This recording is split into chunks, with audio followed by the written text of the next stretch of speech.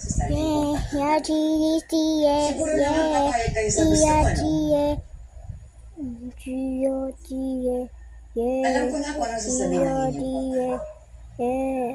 May turning na ang buhay natin ng mga. Alala naman na siya pang mag-adjust sa inyo. Hinahapin mo niyo. Mahal ko si Pedro. Siya ang una kong naging kaibigan kaysa kapatid. Pwede ba? Hayaan na lang natin sila.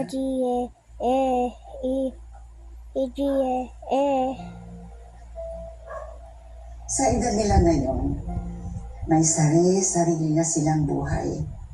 Di bihira na magkasama ng ganito ang mga anak ko. Bilang ina, naaaliw ako sa pagsasanib puwersa nila laban sa kanilang ama. Kahit alam ko, mabibigo lamang sila. Kuya, papasok ka pa ba? Sana. Kaya lang naiwan yung kotse ko doon sa munisipyo. Kaya makikisabay ako kay Mayora. Akala ko kasi boss ka na din. Simple lang. Sige. Alam mo, hindi mo naman kailangan pagdiinan eh. Opo, boss po kayong dalawa, mas boss kayo sa akin. Wala akong sinabi na ganyan Hindi ko naman binibigay yung sarili ko Hindi ko numari ka pa. Oy, pero sa totoo lang, bakit? Medyo boss din ako, hindi ba? Nakakalimutan ninyo.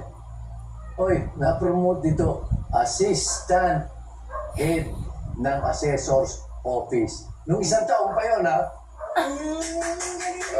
Ay, naka. Oo na, ito naman nakalimutan ko lang.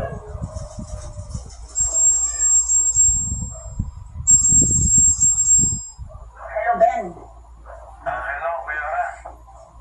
Ben, ikaw naman. Georgina na lang. Para naman hindi tayo magkababata niyan. Matagal na po yun, Mayora. Sana hindi tayo nakapag-usap ano naman hindi naging maganda ang pagpupulong namin ni Papa. Sa totoo lang po, tuto din po ako sa sitwasyon. Kaya po naman namin. Yung asawa ko na alagaan si Chifredo. Pero ang po magagawa ko. Importante to.